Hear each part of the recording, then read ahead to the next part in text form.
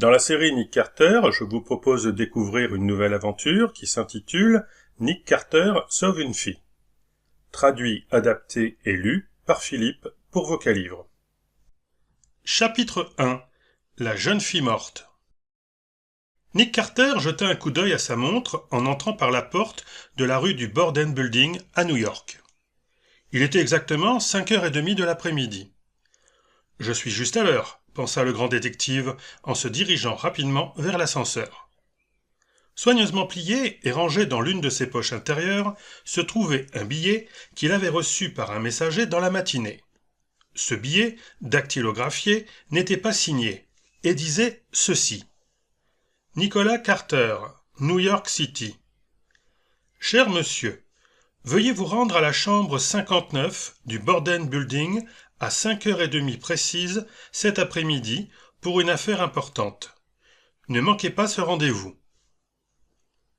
Il y avait une telle aura de mystère autour de ce message que Nick décida d'y répondre, et, à la minute près, il se trouvait à l'endroit indiqué dans la note. Le Borden Building est l'un de ces immeubles du sud de New York utilisés presque exclusivement comme bureau. C'était un samedi après-midi, et lorsque Nick constata que l'ascenseur ne fonctionnait pas, il ne fut pas surpris. De toute évidence, la plupart des bureaux du bâtiment fermaient tôt le samedi. Un jeune homme, vêtu avec élégance, presque avec coquetterie, était entré dans l'immeuble 10 secondes avant Nick, et se trouvait près du premier palier des escaliers lorsqu'il posa le pied sur la première marche pour le suivre. À ce moment-là, un bruit de pas précipité résonna à travers le bâtiment, indiquant que quelqu'un dévalait les escaliers à toute vitesse. En levant les yeux, Nick aperçut l'auteur de cette descente furieuse, un garçon d'environ 14 ans. Le jeune homme, bien habillé, s'arrêta en entendant arriver le garçon, et, lorsque celui-ci fut à sa hauteur, il l'attrapa par le manteau et le retint brusquement. « Qu'est-ce qui te prend, bon sang ?» grogna le jeune homme. Pendant un instant, le garçon ne put pas prononcer un mot. Son visage était blanc comme de la craie, ses dents claquaient, et il tremblait au point de sembler prêt à s'effondrer. Le jeune homme le secoua vigoureusement et s'écria « Tu ne peux pas parler ?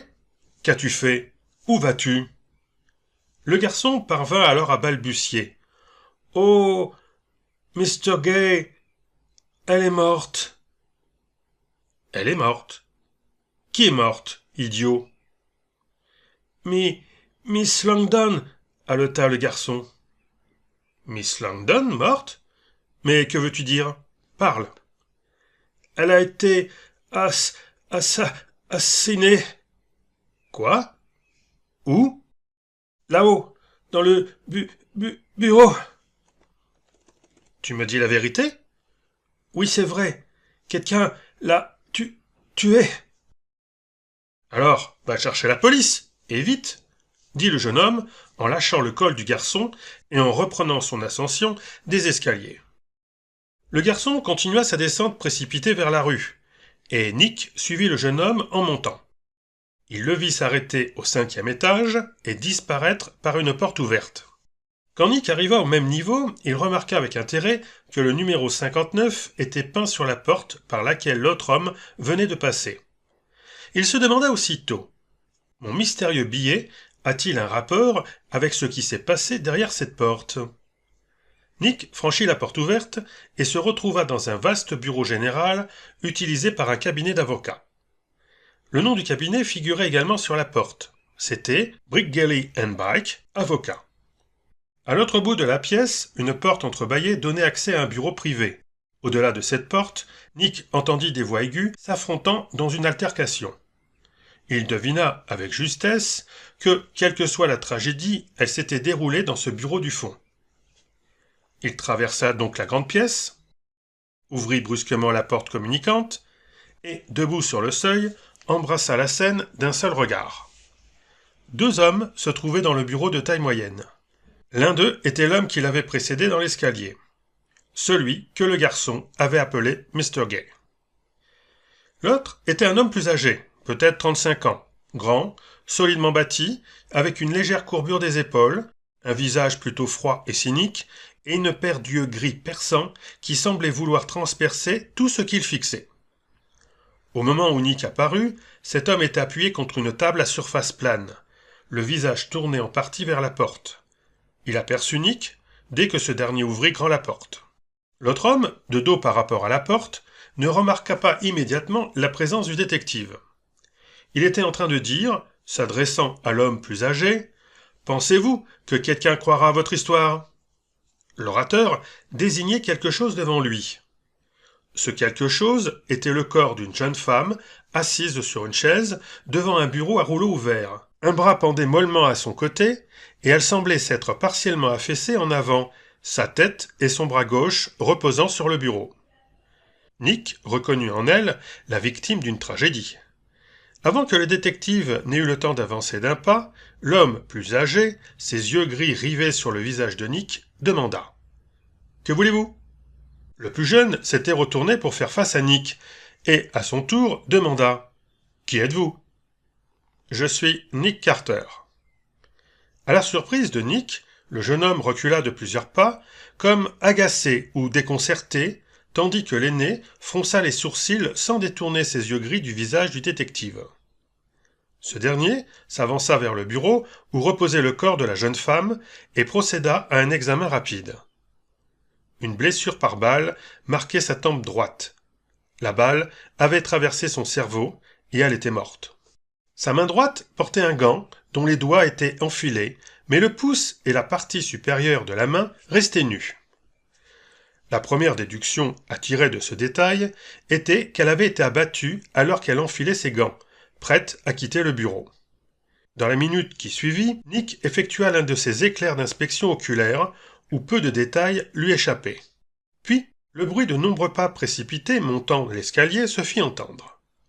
Pendant tout ce temps, les deux hommes présents dans la pièce étaient restés silencieux et immobiles. Nick retourna dans le bureau principal et rencontra à la porte le premier homme du groupe qui arrivait. C'était un jeune policier que Nick connaissait bien. « Ah, Brown !» s'exclama Nick en l'interpellant sur le seuil. « Je suis ravi que ce soit toi. Tu me comprendras sans longue explication. »« Qui êtes-vous » haleta Brown, car bien sûr, Nick était déguisé. « Je suis Nick Carter. Un crime a été commis là-bas, et tant que j'en saurai pas plus, tu dois empêcher quiconque d'entrer. Ne laisse aucun curieux s'immiscer. »« À vos ordres, monsieur Carter, » répondit Brown. « Seigneur, je suis content que vous soyez là. Il me semble que vous apparaissez toujours quand quelque chose se passe. De quoi s'agit-il? Un meurtre? » « Je veux le découvrir. Y a-t-il quelqu'un avec toi? »« Oui, McCarthy arrive, mais il est si gros que monter tous ces escaliers est un travail long et difficile pour lui. Ah, le voilà. » À cet instant, on frappa à la porte. Brown ouvrit à un policier qui soufflait comme un marsouin. « Maudit escalier !» haleta McCarthy. « Si on avait eu 10 de plus, sûr que j'en serais un homme mort à l'heure qu'il est. » « Eh bien, McCarthy, garde cette porte et veille à ce que personne n'entre sans raison valable. Ceux qui ont le droit et que je veux voir sont les personnes qui étaient dans ce bâtiment durant la dernière heure, ainsi que le garçon qui t'a apporté la nouvelle. » Brown ouvrit la porte et fit signe au garçon d'entrer. Ce dernier recula, comme s'il allait de nouveau s'enfuir, mais un homme à proximité le saisit par l'épaule et le poussa vers la porte. « Qui êtes-vous » demanda Nick. « Je suis le concierge » répondit l'homme. « Alors, entrez aussi. » Tout en maintenant sa prise sur le garçon terrifié, le concierge pénétra dans le bureau, et la porte se referma une fois de plus au nez de la foule, qui comptait désormais près d'une vingtaine de personnes. « Brown, je veux que tu fasses venir le coroner ou l'un de ses adjoints aussi vite que possible. » Brown ne posa aucune question, et partit immédiatement en mission. « Comment vous appelez-vous » demanda Nick en se tournant vers le concierge. « Bush. John Bush, monsieur. » « Eh bien, monsieur Bush, je veux que vous regardiez parmi les gens rassemblés dans le couloir et que vous identifiez ceux qui ont un bureau dans cet immeuble. » McCarthy entrevit la porte pendant que le concierge scrutait les visages impatients de la foule. « Il y a monsieur Grote, monsieur Kennedy et mademoiselle Lucas, annonça-t-il. « Dites-leur d'entrer, » ordonna Nick à voix basse. « Monsieur Grote, monsieur Kennedy et mademoiselle Lucas, veuillez entrer, » déclara le concierge en s'adressant à l'assemblée dans le couloir. Les 3 personnes, répondant à ces noms, se frayèrent un chemin vers l'avant et furent admises. Puis, la porte se referma à nouveau. S'adressant aux 5 personnes présentes dans la pièce, sans compter le policier, Nick déclara « Vous resterez dans cette pièce jusqu'à nouvel ordre. En attendant, agent, ajouta-t-il en se tournant vers McCarthy, ne laissez entrer personne d'autre avant le retour de Brown avec le coroner et veillez à ce que personne ne sorte par cette porte. » Nick se dirigea alors vers la pièce intérieure et trouva le jeune homme élégamment vêtu qui observait la scène avec un vif intérêt, attentif à tout ce qui se passait dans le bureau principal. Chapitre 2. Le gant sur la main de la morte. Nick retourna dans la pièce du fond. Son premier geste surprit probablement les 2 hommes qu'il y avait trouvés à son arrivée. En effet, il leur demanda simplement de se rendre dans le bureau extérieur. Ils obtempérèrent, mais avec une certaine hésitation. Nick les suivit et referma la porte communicante derrière eux. Puis, il prit calmement place sur une chaise à proximité et attendit l'arrivée du coroner. 15 minutes après le départ de Brown, celui-ci revint accompagné du fonctionnaire. Nick accueillit le coroner avec calme et se présenta immédiatement à lui. Il demanda ensuite à Brown de disperser la foule qui s'agglutinait à l'extérieur, tout en rappelant à McCarthy de ne laisser sortir aucun des témoins présents dans le grand bureau. Une fois cela réglé, il précéda le coroner dans la pièce du fond et referma la porte derrière eux. D'un regard rapide, le coroner fit l'inventaire des lieux avant de se tourner vers Nick pour obtenir des informations. Le détective lui raconta tout ce qu'il savait, sans rien omettre, à l'exception de la note dactylographiée qui l'avait conduit sur les lieux à cette heure étrange. « Et qu'avez-vous appris de ces 2 hommes, monsieur Carter » demanda le coroner. « Rien. Je n'ai posé aucune question. J'ai préféré attendre votre arrivée pour entendre leur version des faits en même temps que vous. » « Voilà qui est très courtois, monsieur Carter. Qui devons-nous interroger en premier ?» « Avant d'interroger qui que ce soit, laissez-moi vous faire part de quelques observations que j'ai relevées dans ce bureau. »« Très bien, je vous écoute. » « La victime a été atteinte d'une balle à la tempe droite. »« Je vois. Vu la position du corps, le coup de feu a dû être tiré par quelqu'un qui se tenait devant cette fenêtre, ou bien la balle est venue de l'extérieur, traversant la fenêtre ouverte. » Le coroner observa que le bureau sur lequel la défunte s'était affaissée se trouvait presque exactement en face d'une fenêtre ouverte, à environ 3,50 m de celle-ci. Il jeta un regard à l'immeuble d'en face et remarqua qu'une fenêtre de ce bâtiment était parfaitement alignée avec la fenêtre du bureau et le bureau lui-même. « Vous pensez que le tir provient de cette fenêtre-là, en face ? » ?»« Je n'ai pas dit cela. Au contraire, j'ai trouvé ce pistolet directement sous la main pendante de la victime. »« Un suicide ? » ?»« Je n'exprime aucune opinion. Je me contente d'énoncer des faits, » répondit calmement Nick, tandis que le coroner prenait le pistolet qui lui tendait et l'examinait. L'arme était un revolver de marque Smith & Wesson à 6 chambres au montage particulier. Sur une plaque d'argent incrustée dans la crosse, on pouvait lire les initiales E.L. L'une des chambres contenait une douille vide. Les 4 autres étaient chargées. Le coroner se pencha et examina la blessure sur la tête de la victime. « Je ne vois aucune trace de poudre sur son visage, » observa-t-il en levant les yeux vers Nick. « Il n'y en a pas. De plus, je vous invite à examiner l'état de sa main droite. » Le coroner tourna rapidement son regard vers la main du cadavre qui pendait sur le côté du corps. « Ah, je vois, elle était en train d'enfiler son gant. Elle n'a donc pas pu tenir l'arme elle-même. Pas à moins qu'elle n'ait tiré avec sa main gauche. Mais la balle est entrée dans la tempe droite ? Je n'en suis pas certain. » Pourtant, regardez, voici la blessure, s'exclama le coroner en désignant la petite tache bleutée sur le côté du visage de la jeune femme, tournée vers eux. Oui, c'est bien une blessure, mais la balle a pu ressortir par cet endroit au lieu d'y rentrer. Oh, cela signifie qu'il y a une autre blessure, de l'autre côté de la tête, celui qui repose sur le bureau ? Je le pense. Vous le pensez. Vous ne le savez pas ? Vous n'avez pas soulevé la tête pour voir ? Je ne l'ai pas soulevée, mais je sais qu'elle y est. Comment pouvez-vous le savoir si vous ne l'avez pas vérifié ? Parce que voici la balle fatale, et elle n'a pas seulement pénétré sa tête, elle l'a traversée de part en part. Où l'avez-vous trouvé? Là-bas, dans le coin de la pièce. Mais c'est presque derrière le corps. Oui, la balle a traversé sa tête, a heurté le radiateur à vapeur de l'autre côté du bureau, puis a ricoché sur un angle aigu avant de finir dans le coin où je l'ai découverte. Ce n'était sûrement pas un suicide, murmura le coroner. Peut-être pas, répondit Nick. Elle ne se serait certainement pas arrêtée, en pleine action, de mettre ses gants pour se suicider. Vous dites des gants. Or, il n'y en a qu'un seul, fit remarquer Nick d'un ton sec. Un seul en vue. Nous trouvons l'autre, je présume, si nous cherchons. J'en doute. Pourquoi? Parce que le gant qu'elle a partiellement enfilé, sur cette main, n'est pas le sien. Pas le sien. Mais, voyons, comment pouvez-vous en être sûr? Parce qu'il est bien trop petit pour elle, au moins d'une taille. Mais, vous allez dire qu'elle l'a en partie mis? C'est vrai. Mais si vous l'examinez attentivement, vous verrez que ses doigts n'ont même pas pu entrer jusqu'au bout. On n'aurait pas pu le lui enfiler de force.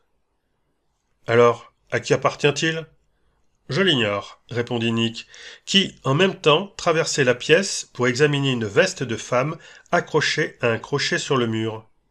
Mais il n'était certainement pas à elle, car voici la paire qu'elle utilisait.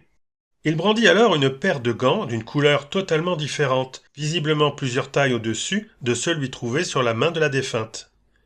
« Eh bien, par Jupiter, murmura le coroner. Nick replongea la main dans la poche du vêtement où il avait trouvé les gants.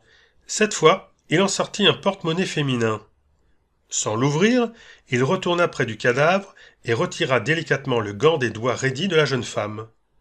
Puis il roula les 3 gants et le porte-monnaie ensemble et les glissa soigneusement dans la poche intérieure de son manteau. « Avec votre permission, je vais prendre en charge ces pièces à conviction essentielles, dit-il au coroner. Ce dernier hocha la tête en signe d'assentiment et demanda « Que contient le porte-monnaie ?»« Nous les découvrirons plus tard quand j'aurai le temps de l'examiner. Pour l'instant, nous devons rassembler les faits en interrogeant ces personnes, une par une. » Excellente idée. Mais avant de commencer, j'ai une requête. Laquelle? Que vous reportiez l'enquête jour après jour, jusqu'à ce que j'aie eu le temps d'aller au fond du mystère. Volontiers, mon garçon. Et en attendant, je ne me casserai pas la tête, car je sais que si Nick Carter ne peut pas percer ce mystère, personne ne le pourra. Merci. Maintenant, appelons notre premier témoin. Qui sera-t-il? L'aîné des 2 hommes? Celui qui devait être ici au moment du drame? Ou juste après? Non. Je vais d'abord écouter le plus jeune et le plus élégant des 2. Je vais le faire entrer. Sans plus tarder, Nick se dirigea vers la porte de communication, l'ouvrit et fit signe à l'homme qui l'avait précédé de quelques secondes à peine sur les lieux du drame. Le jeune homme entra dans le bureau du fond, visiblement en proie à une grande agitation. Nick referma et verrouilla la porte, invita son témoin à s'asseoir et entama sans tarder son interrogatoire. Chapitre 3. Ce que le clerc confidentiel savait. Afin de faire toute la lumière sur cette affaire, commença Nick, en s'adressant au jeune homme, il est essentiel de recueillir des informations auprès de ceux qui sont censés détenir les réponses que nous cherchons. C'est pourquoi nous vous interrogeons en premier. Je suis prêt à répondre à toutes les questions qui sont en mon pouvoir, répondit le jeune homme, tentant visiblement de maîtriser sa nervosité. Quel est votre nom? Oscar Gay. Votre profession? Clerc confidentiel. Au service de qui? Bridgerly and Back. Où sont messieurs Bridgerly et Back en ce moment? Monsieur Back est en Europe. Il est parti il y a environ 1 mois. Et Bridgerly? Bridgerly est décédé depuis plus d'1 an. Donc Back représente seul le cabinet tel qu'il existait avant la mort de son associé. Oscar Gay hésita, se tortilla légèrement sur sa chaise, manifestement mal à l'aise, avant de répondre. Le nom du cabinet est resté inchangé, mais M. Bike a un associé. Qui est-ce? Victor Redway. L'homme que j'ai trouvé ici avec vous tout à l'heure? Oui. Ce Redway, si je comprends bien, a intégré le cabinet après la mort de Bridgerly. Oui, monsieur. Et avant cela? Il était le clerc confidentiel du cabinet. Vous avez donc pris la place qu'il occupait avant qu'il ne devienne associé de monsieur Bike. Exactement. Maintenant, monsieur Gay, qui était cette jeune femme décédée? Elle n'était guère plus qu'une fille. Elle s'appelait Estelle Langdon. C'était la sténographe et dactylographe du bureau. Où habitait-elle? Quelque part à Harlem. Était-elle mariée? À cette question, les yeux de Gray eurent un bref éclat en direction du visage de Nick. Ce dernier nota ce détail mentalement, sans toutefois en faire cas. La réponse ne tarda pas. À ma connaissance, non. Avait-elle de la famille? Aucune, à ma connaissance. Depuis combien de temps la connaissiez-vous? Environ 6 mois, depuis son arrivée ici. Que savez-vous des circonstances de sa mort? Rien, hormis ce que j'ai vu en entrant dans le bureau, juste avant vous. Dites-nous précisément ce que vous avez vu. Le corps était allongé, exactement comme il l'est en ce moment. Monsieur Redway se trouvait à proximité, du côté de la fenêtre. Quand je suis entré, il était légèrement penché, et une de ses mains était tendue en direction du pistolet au sol. Il allait le ramasser? Soit cela, soit il venait de le poser. À cette réponse, Nick s'interrompit brusquement dans ses questions. Pendant 30 secondes, il fixa Gay droit dans les yeux. Ce dernier commença à montrer des signes visibles de malaise. Puis, Nick reprit son interrogatoire. « Aviez-vous déjà vu ce pistolet auparavant ?»« En effet. »« À qui appartenait-il ?»« À Victor Redway. »« Mais les initiales E.L., comment les expliquez-vous ?»« Je ne peux pas les expliquer. Elles étaient sur le pistolet aussi longtemps que je connus Redway en le possédant. » « Depuis combien de temps de cela ?»« Depuis plusieurs mois. »« Redway portait-il ce pistolet régulièrement ?»« Il ne le portait jamais. »« Alors, où le gardait-il ?»« Dans le tiroir de son bureau, là-bas. » Gay fit un signe en direction du bureau à plateau plat contre le mur, à droite de la fenêtre ouverte, presque directement derrière le cadavre. « Vous êtes sûr de cette déclaration ?»« Oui, je l'ai souvent vu là. » « N'avait-il pas de clé pour fermer ce bureau ?»« Non, je ne l'ai jamais vu porter la clé du bureau. » Donc, Mlle Langdon aurait pu prendre le pistolet elle-même si elle en avait voulu. Je suppose. Quelle était la relation entre Redway et Mlle Langdon? Que voulez-vous dire? Était-il en bons termes? Oh oui. Très confidentiel? Non, à peine, pas en présence de quelqu'un d'autre en tout cas. Aurait-il pu être question d'une liaison amoureuse? S'il y en avait une, personne ne le savait. Ils occupaient ce bureau ensemble? Oui. Où est votre bureau? Dans l'autre bureau privé, répondit-il en désignant une pièce voisine, à droite du bureau sur lequel reposait le corps, séparé du bureau où il se trouvait par un lourd mur de séparation. La porte était fermée, mais un petit jour au-dessus de la porte était largement ouvert, comme Nick l'avait rapidement remarqué. Il n'eut aucune hésitation à mémoriser l'emplacement de cette pièce et son rapport avec les deux autres. « C'est le bureau privé de M. Bike, je suppose ?»« Oui. »« Et vous, en tant que son secrétaire confidentiel, avez-vous votre bureau là-bas ?»« Seulement en son absence. Quand il est chez lui, je travaille dans le grand bureau. »« Étiez-vous à votre bureau aujourd'hui ?»« Pas depuis midi. »« Vous étiez absent depuis midi ?»« Oui, jusqu'à ce que je revienne juste à temps pour être présent lors du drame. » Il fit une tentative maladroite de sourire, mais ce sourire était douloureusement forcé. « Donc, vous ne savez rien sur les circonstances du drame ?»« Rien. »« Vous et Redway, vous échangiez des paroles vives lorsque je vous ai surpris.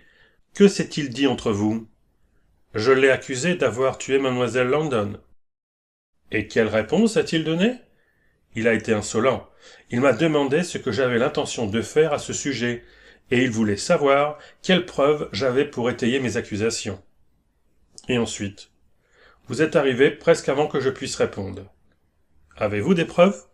Rien que des soupçons. Sur quoi ces soupçons sont-ils fondés? Eh bien, j'ai remarqué que mademoiselle London devenait de plus en plus attirée par lui ces derniers mois. Elle le montrait fréquemment. Je pensais qu'il avait d'abord accueilli ses préférences avec plaisir, mais que dernièrement elles étaient devenues gênantes pour lui. C'est le résultat de votre observation seulement? C'est tout. Il se peut aussi que je me trompe, vous savez. Redway a-t-il une famille? Voulez-vous dire, est-il marié?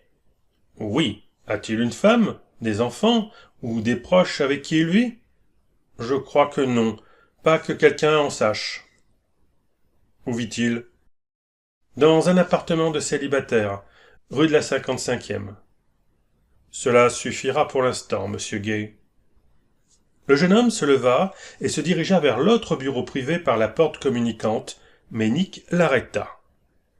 Pas là, Mr. Gay. Vous voudrez bien rester dans le bureau extérieur jusqu'à ce que nous ayons interrogé les autres personnes. Gay fit une moue et retourna à contre-cœur dans le grand bureau. Nick lança un regard significatif au coroner et dit « Il semble être très désireux d'entrer dans cette pièce fermée, mais il ne le fera pas tant que je n'y ai pas jeté un œil moi-même. » « Que pensez-vous de ce Oscar Gay ?» demanda le coroner. « Rien, pour l'instant. Voyons ce que Victor Redway a à dire. » Chapitre 4. Le comportement étrange du partenaire junior. Victor Redway entra dans la pièce du drame, pâle et visiblement préoccupé. Il jeta un coup d'œil sur le corps de la jeune fille décédée, et un frisson perceptible secoua son corps. Nick ne perdit pas de temps à faire affaire avec le membre junior du cabinet d'avocats. « Votre nom est Victor Redway » commença Nick. Redway hocha la tête pour acquiescer. Le membre junior de ce cabinet. Comme M. Gay vous l'a informé, je présume. Il y avait un mépris manifeste dans la réponse. M. Gay nous a dit un certain nombre de choses. Combien d'entre elles sont vraies? Cela reste à voir. En disant cela, Nick nota que Redway semblait satisfait de la seconde partie de la phrase. Les deux hommes sont ennemis, sinon ouvertement, du moins de manière non avouée, pensa Nick. Puis il dit à Redway. Nous vous avons fait venir ici pour entendre votre version, ou votre histoire du drame, dans la mesure où vous êtes prêt à la donner. Prêt à la donner? Que voulez-vous dire?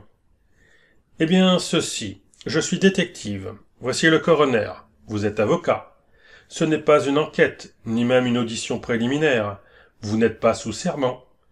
Il se peut qu'il y ait des circonstances concernant la mort de cette jeune fille que vous ne souhaitez pas révéler. En effet, il pourrait être dans votre intérêt de ne pas en parler du tout. Redway fixa longuement Nick avant de répondre. « Je pense que je vous comprends. Vous croyez que je l'ai tué. » Je n'ai aucune croyance, ni dans un sens ni dans l'autre, mais mon travail est de prouver, de savoir, pas de croire. Mais on me soupçonne? La loi demandera sans aucun doute de fournir une explication satisfaisante sur votre connaissance du crime, ou votre ignorance de celui-ci. Eh bien, supposez que vous me posiez vos questions. Vous répondrez? Peut-être à certaines d'entre elles. En tant qu'avocat, je peux choisir de garder le silence sur certains points, du moins pour l'instant. Alors, je vais commencer par le début, monsieur Redway. Avez-vous tué cette fille? La réponse vint sans hésitation, accompagnée d'un léger sourire. Je ne l'ai certainement pas fait. Savez-vous qui l'a fait? La réponse à cette question ne fut pas aussi spontanée, et le sourire céda momentanément la place à l'ombre d'un froncement de sourcils. Après un instant d'hésitation, Redway répondit. « Non, je ne sais pas. »« Croyez-vous qu'elle se soit suicidée ?»« Ma croyance à ce sujet n'a aucune valeur. »« Savez-vous si elle avait une raison de se tuer ?»« Non. »« L'avez-vous jamais entendu menacer de se tuer ?»« Pas directement. »« Expliquez-vous. » Eh bien, elle a une fois laissé entendre que si elle se mariait, et que son mari la quittait pour une autre femme, elle se tuerait, croyait-elle. Ah! Mais d'abord, elle tuerait l'homme qui l'avait trompée, et la femme qui lui avait volé ses droits. Oh! Qu'est-ce qui a suscité cette déclaration? L'histoire d'un client qui avait souffert à peu près de la même manière. Comment a-t-elle entendu cette histoire? Je la lui ai racontée. Elle n'était pas mariée? Pas à ma connaissance. Avait-elle un amant? Comment puis-je le savoir? Vous et elle n'étiez pas en termes confidentiels? Pourquoi devrions-nous l'être? Vous deux passiez beaucoup de temps ensemble ici. C'est vrai, en tant qu'homme et employé. Je ne suis pas du genre à devenir confident avec une attachée de bureau. Pas même avec une jolie femme? Surtout pas avec une femme de n'importe quel genre. Il y avait une note dure et amère dans ces mots, que Nick ne manqua pas de noter. Et pourtant, vous lui avez raconté l'histoire de ce client trompé. Il y avait une raison à cela. Quelle raison? Redway fronça de nouveau les sourcils et répondit. C'est quelque chose que je refuse de dire. Vous n'étiez pas son amant, monsieur Redway? Une rougeur de colère monta au front du jeune avocat, et il répondit. La question ne mérite pas de réponse. Vous êtes sûr de n'avoir jamais donné à cette femme la raison de croire que vous pensiez plus à elle qu'à n'importe quelle autre jeune femme? Je ne prétends pas savoir ce qu'il y a dans l'esprit de n'importe quelle femme. Mais votre traitement à son égard n'était que d'ordre professionnel. Eh bien, laissons cette partie du sujet, et venons-en à la tragédie. Étiez-vous dans la pièce lorsque le coup fatal a été tiré? Non, certainement pas. Où étiez-vous? Dans la rue. Y avait-il quelqu'un dans le bureau à ce moment-là? Je ne sais pas. Quand vous êtes entré, vous l'avez trouvée morte, allongée là sur ce bureau. Nick remarqua à nouveau une légère hésitation dans la réponse. Oui, elle était assise dans cette chaise, morte comme un caillou. Combien de temps étiez-vous absent du bureau? 10 ou 15 minutes, peut-être plus longtemps. Où étiez-vous allé? Dans la rue. Dans un endroit particulier? Oui. Vous aviez un but en sortant du bureau pour aller dans la rue? Peut-être. Mais n'en aviez-vous pas?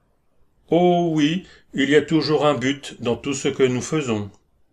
Eh bien, quel était votre but dans ce cas? Je pense que je ne répondrai pas à cette question. Très bien. Lorsque vous êtes sorti, que faisait Miss London? Elle rangeait son bureau. Pour se préparer à partir, je suppose. Était-ce l'heure pour elle de rentrer chez elle? C'était après l'heure. Qu'est-ce qui l'avait retenue? Je ne sais pas. Un caprice de femme, peut-être. Avez-vous dit quelque chose à elle en sortant? Oui. Quoi? Elle m'a demandé, vous partez, monsieur Redway? Et j'ai répondu oui. Elle voulait savoir si vous partiez pour la journée? Je suppose. Et vous l'avez trompée? Non, je n'avais pas l'intention de revenir. Qu'est-ce qui vous a fait changer d'avis? Un simple caprice. Je ne pourrais pas vous répondre intelligemment à ce sujet.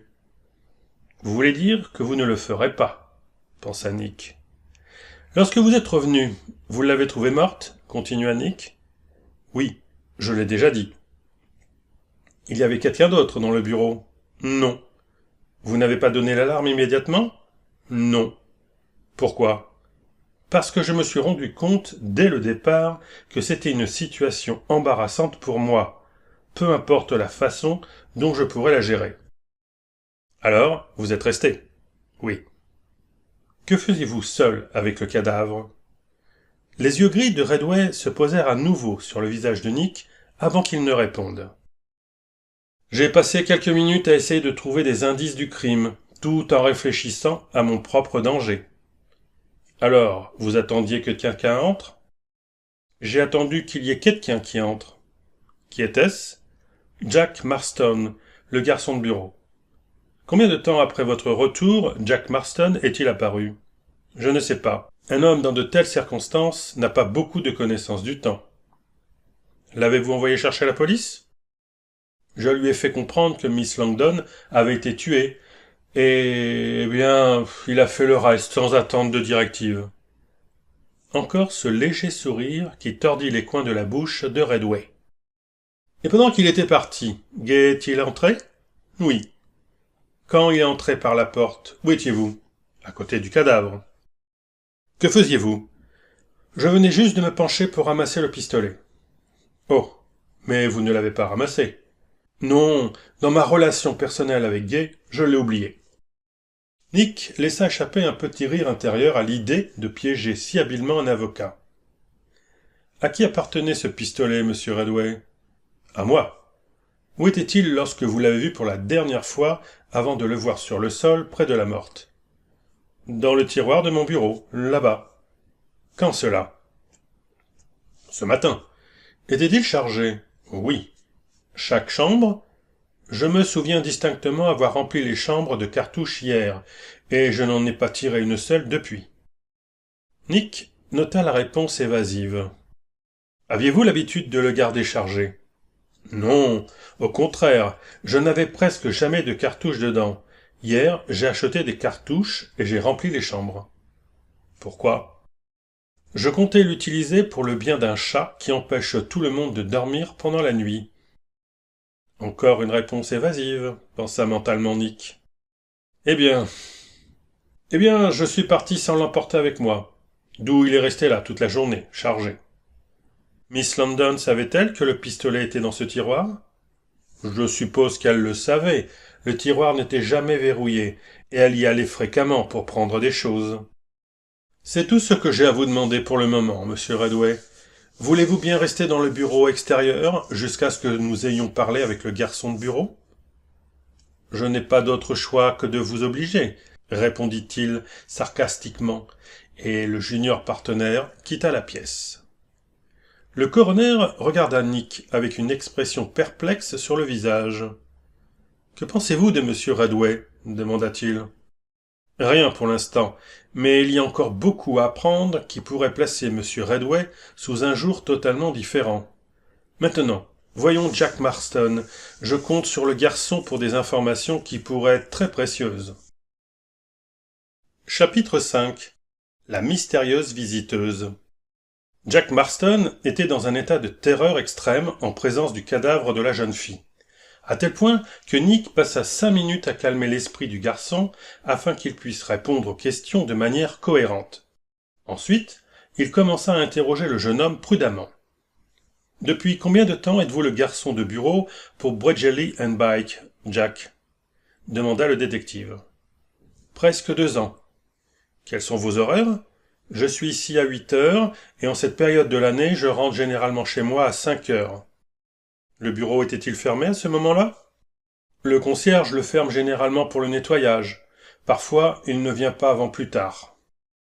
Vous verrouillez le bureau lorsque vous partez? Non, c'est le concierge qui le fait. Qui part généralement en premier?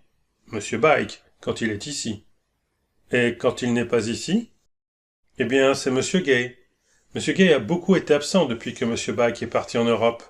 Il est parti aujourd'hui vers 11 heures, et il m'a dit qu'il ne reviendrait pas. Mais il est revenu, bien que tard. Êtes-vous toujours le dernier à partir? Non, monsieur. Parfois, monsieur Redway reste plus tard que 5 heures, mais il ne me garde jamais. Et Miss London? Elle partait toujours quand je partais, à 5 heures. L'ascenseur s'arrête alors. Mais elle n'est pas partie à 5 heures aujourd'hui? Je suppose que non, monsieur. Comment se fait-il que vous soyez revenu aujourd'hui après votre heure de départ? Monsieur Redway m'a envoyé en commission. Quel genre de commission? Pour emmener sa montre chez un bijoutier sur Broadway pour la faire nettoyer. C'était à quelle heure? 10 minutes avant 5 heures. Et il vous a dit de revenir? Non, monsieur. Il m'a dit que je n'avais pas besoin de revenir. Mais le bijoutier était fermé à cause d'un décès dans la famille, et je suis revenu avec la montre. Lui avez-vous donné la montre? Non, monsieur. Je l'ai oubliée. J'étais tellement effrayé. Où est-elle? Dans ma poche. Laissez-moi la voir. Le garçon tendit à Nick une montre de chasse en or magnifique. En y jetant un coup d'œil, Nick dit « Je vais rendre ça, monsieur Redway. Vous n'avez pas à lui dire que le bijoutier était fermé. » Mais, pas de mais, mon garçon. Je suis Nick Carter. Je représente le superintendant Barnes, et voici le coroner. Vous faites ce que je vous dis, et aucun mal ne vous arrivera. » Nick vit qu'il avait affaire à un jeune homme naturellement intelligent, vif d'esprit et honnête. « Alors, Jack, dis-moi, qui était ici dans les bureaux lorsque vous êtes parti pour emmener la montre de M. Redway chez le bijoutier ? » ?»« Personne, sauf lui et Miss London. »« C'était 10 minutes avant 5 heures. »« Oui, monsieur. »« Vous êtes sûr qu'il ne vous a pas suivi jusque dans la rue ? » ?»« Pas que j'ai vu. Il venait juste d'arriver de la rue environ 10 minutes avant. »« Oh !»« Oui, monsieur.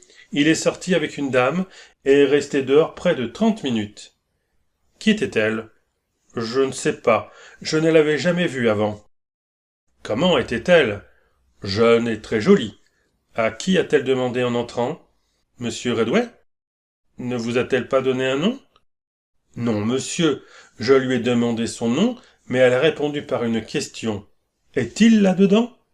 Ensuite, elle est retournée, a ouvert la porte, est entrée ici et l'a refermée. Avant que la porte ne se ferme, j'ai entendu M. Redway dire « Quoi ? Vous, ici ?» Où était Miss London ? Elle était dehors à déjeuner. À quelle heure ? Quand la dame est arrivée ? Oui. Vers 2h30. Et combien de temps est-elle restée ? Jusqu'à 4h15. Elle est restée là tout ce temps avec M. Redway ? Oui, monsieur. Personne ne les a dérangés ? Non, monsieur.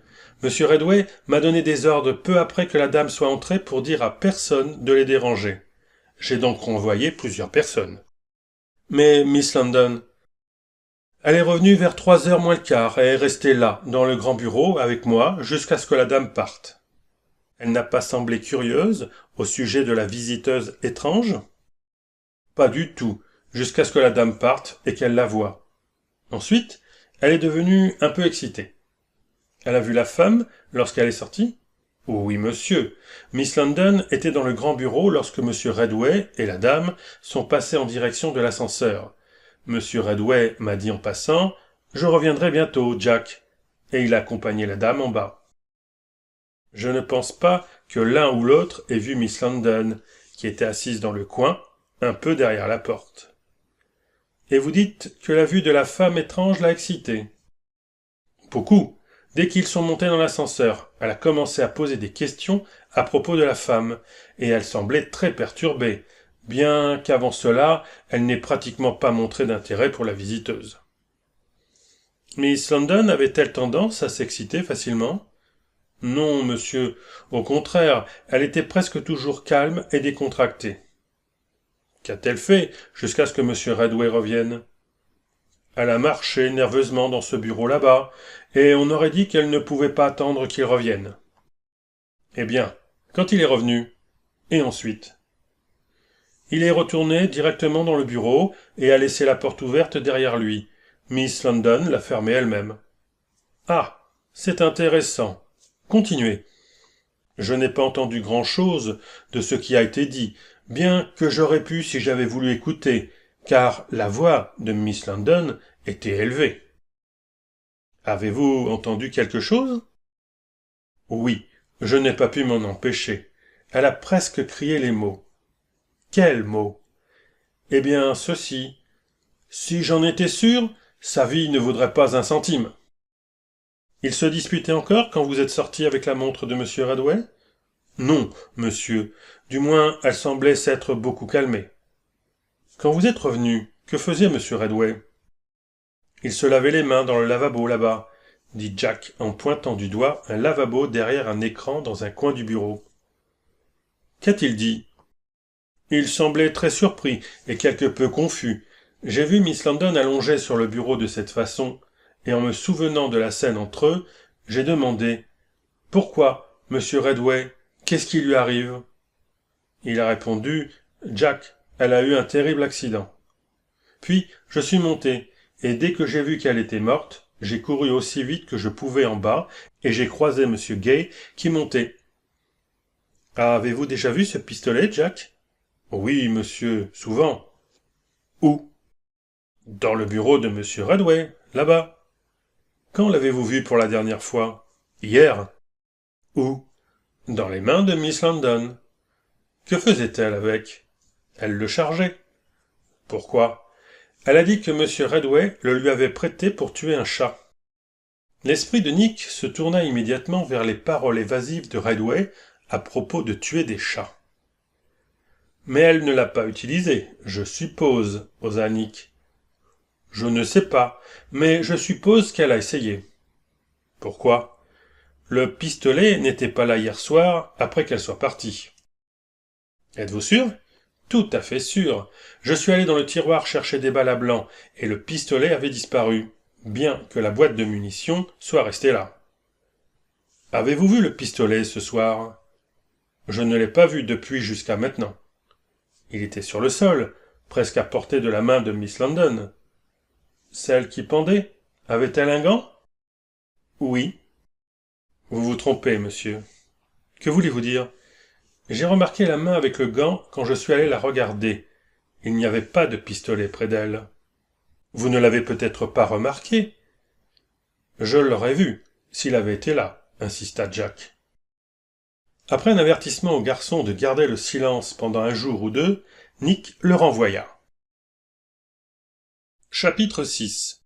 Ce que l'étrange femme a vu de l'autre côté de la rue. Le concierge fut la prochaine personne appelée et interrogée. Vous êtes chargé de l'entretien des bureaux chaque soir, pour les nettoyer et les fermer, n'est-ce pas? Demanda Nick. C'est ça, monsieur. À quelle heure commencez-vous habituellement ce travail? D'ordinaire, juste après 5 heures, quand monsieur Redway part.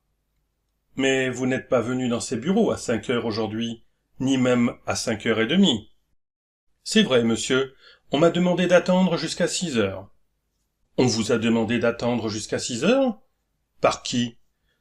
Par mademoiselle London. Que Dieu ait son âme. A-t-elle dit pourquoi elle voulait que vous attendiez? Elle a dit qu'elle serait occupée jusqu'à cette heure-là. L'esprit de Nick se tourna immédiatement vers le message dactylographié qui l'avait appelé sur le lieu de la tragédie. De plus, monsieur, continua le concierge, monsieur Redway n'est pas parti à 5 heures comme d'habitude. Comment le savez-vous? Je l'ai vu descendre 5 minutes après que l'ascenseur se soit arrêté, et il s'est arrêté à 5 heures. C'est une information importante. L'avez-vous vu revenir? Non, monsieur, mais quelqu'un est remonté environ 5 minutes après qu'il soit descendu, car j'ai entendu des pas. J'étais occupé dans un bureau 2 étages plus bas, et je n'ai pas regardé pour voir qui c'était. Y avait-il d'autres personnes dans le bâtiment à ce moment-là? Seulement les 3 personnes là-bas dans cette pièce. Elles s'occupent des bureaux 2 étages au-dessus et sont ici chaque jour jusqu'à 6 heures. Avez-vous entendu un coup de pistolet? Non, monsieur, je n'ai pas entendu ça. N'est-ce pas étrange? Ça semble effectivement étrange, monsieur.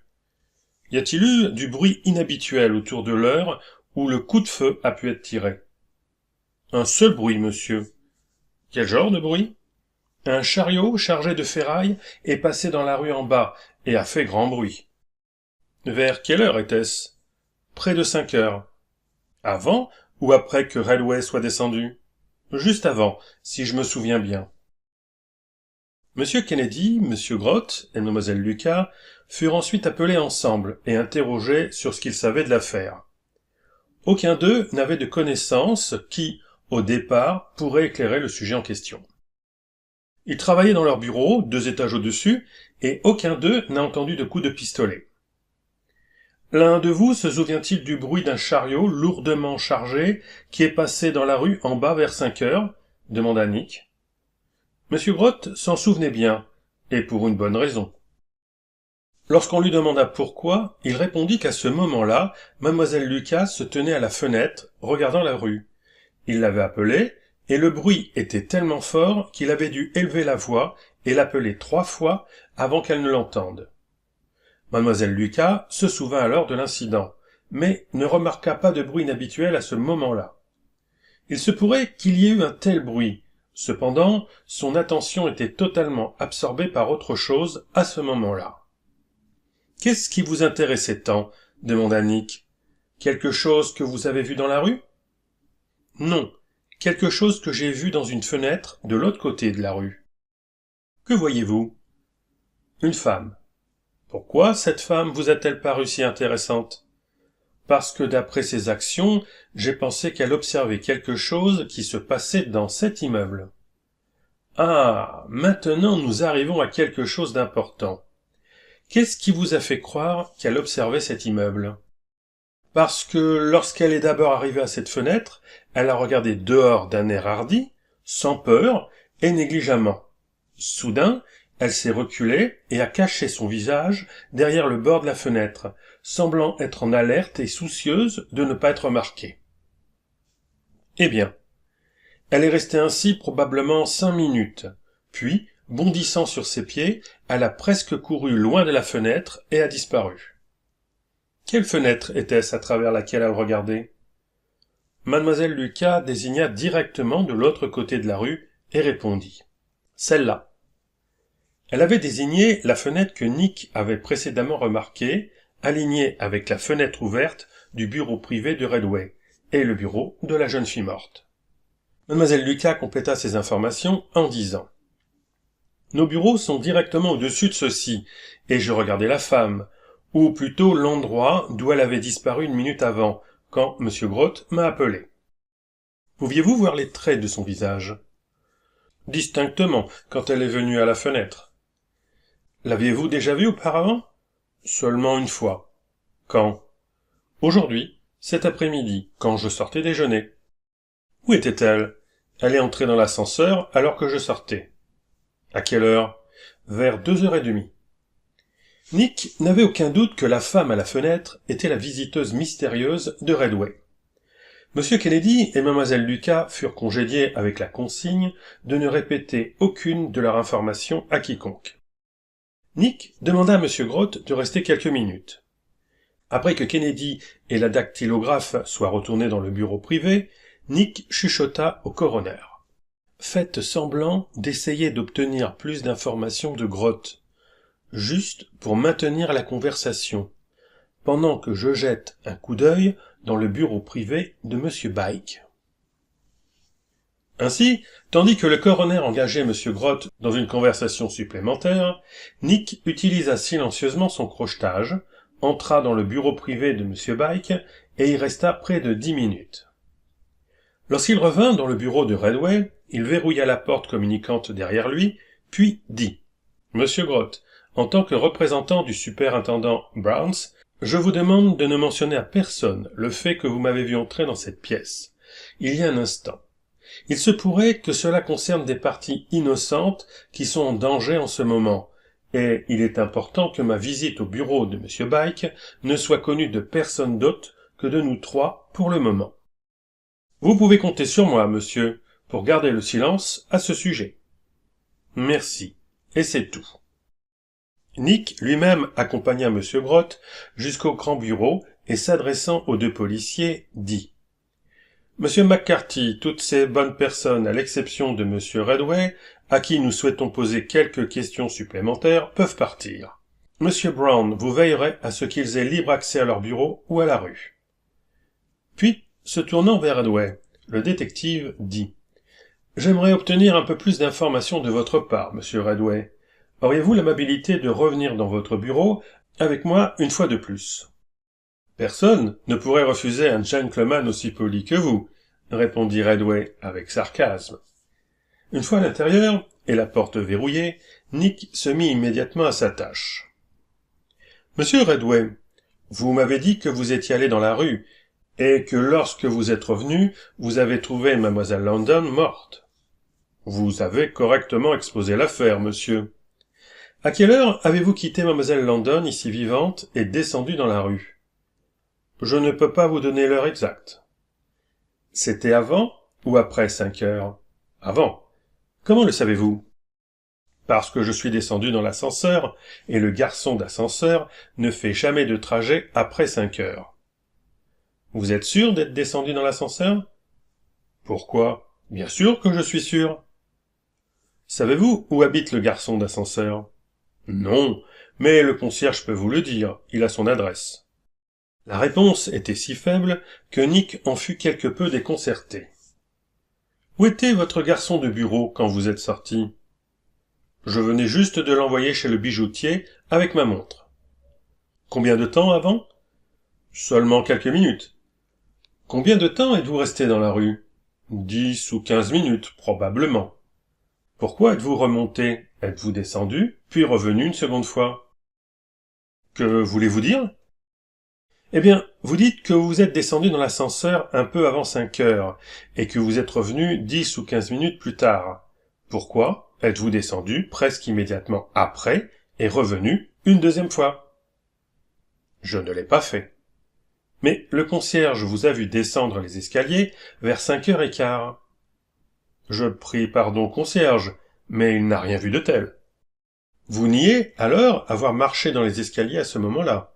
Je le nie formellement. Je n'ai pas marché dans les escaliers de cet immeuble aujourd'hui.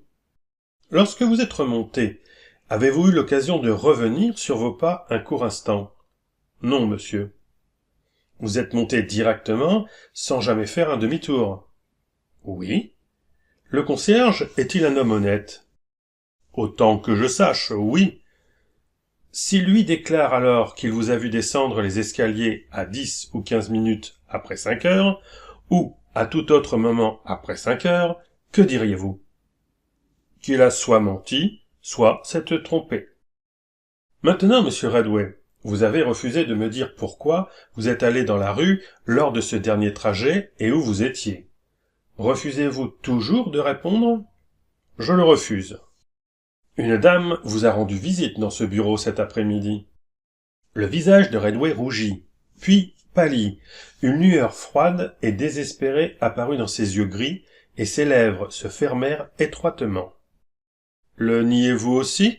Demanda Nick, après que Redway ait montré qu'il n'avait aucune intention de répondre à cette affirmation. Je ne le nie pas.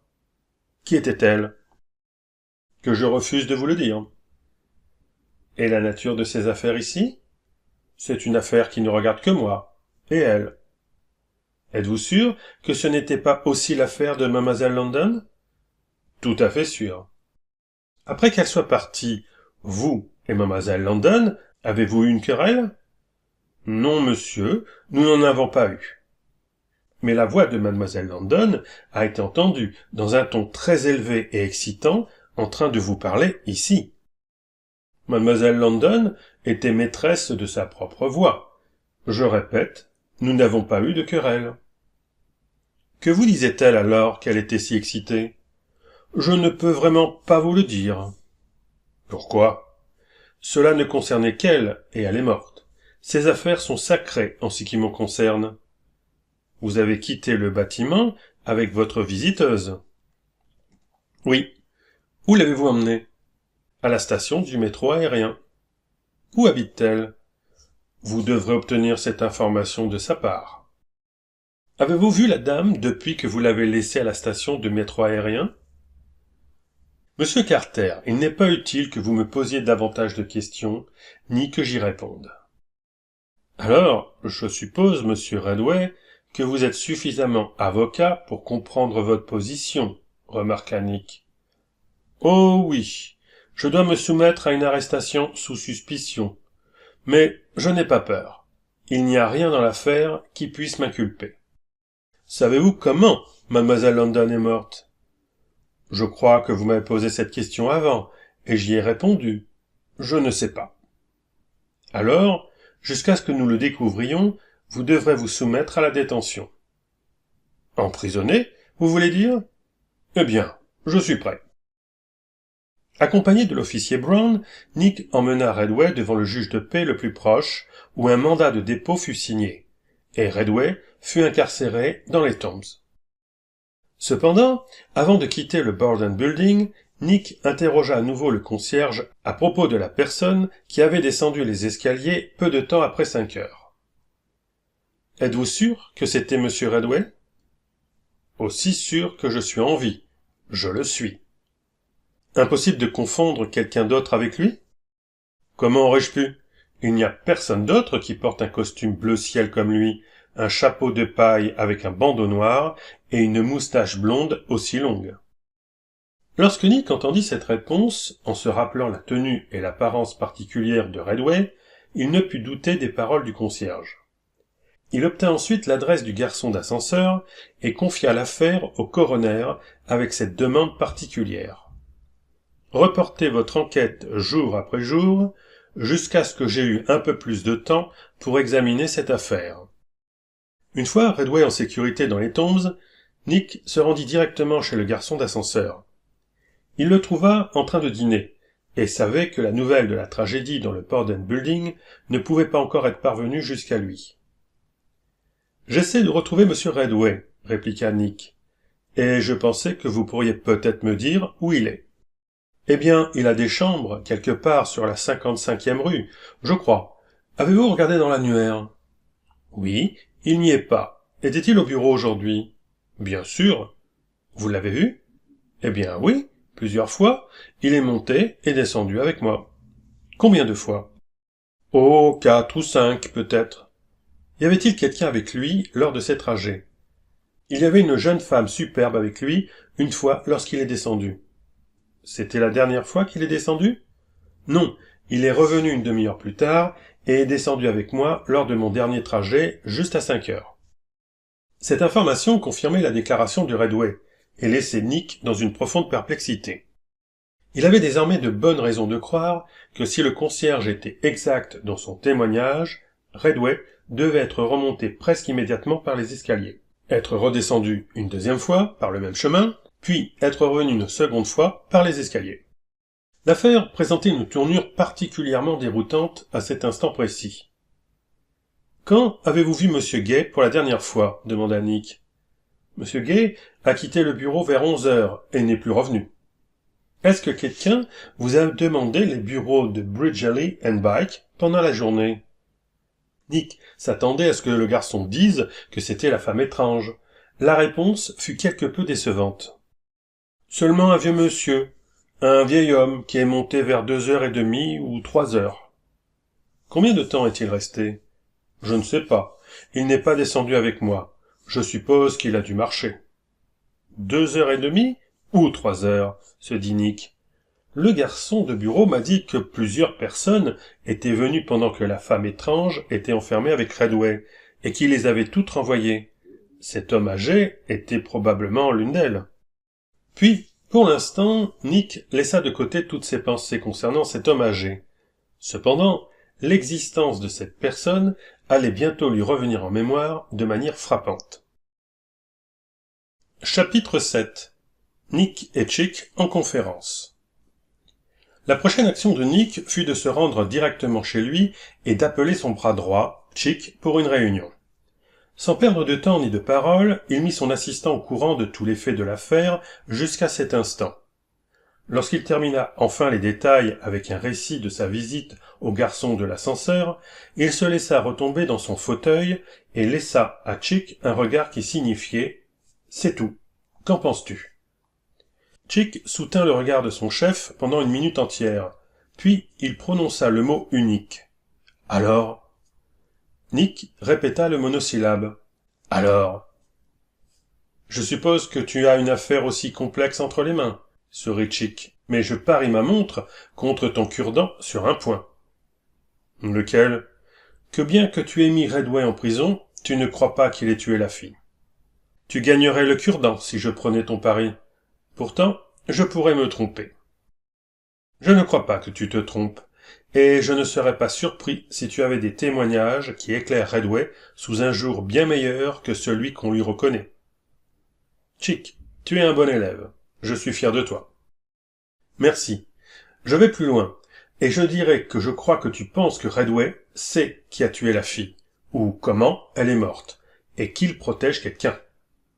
Tu as dû apprendre la lecture de pensée avec tes autres talents, sourit Nick. Peut-être peux-tu me dire qui est la personne qu'il essaie de protéger ? À moins que ce ne soit la femme étrange ? Nous devons retrouver cette femme et en apprendre davantage à son sujet, répondit Nick de manière non engagée. Chick, il y a un autre personnage que je veux que tu surveilles, et tu es la personne idéale pour ça. Qui? Le clerc confidentiel. Gay. Ah ah! Je ne l'aime pas. En plus, il y a un mystère autour de lui. Eh bien, il était absent du bâtiment la majeure partie de la journée, mais il a réussi à être là au moment du meurtre. Tu lui as demandé ce qu'il avait ramené à ce moment précis? Non. Pourquoi? Cela lui aurait dit qu'il était sous suspicion. Mieux vaut le garder sur ses gardes. Tu as d'autres éléments qui l'impliquent? Oui. Je m'en doutais. Qu'est-ce que c'est?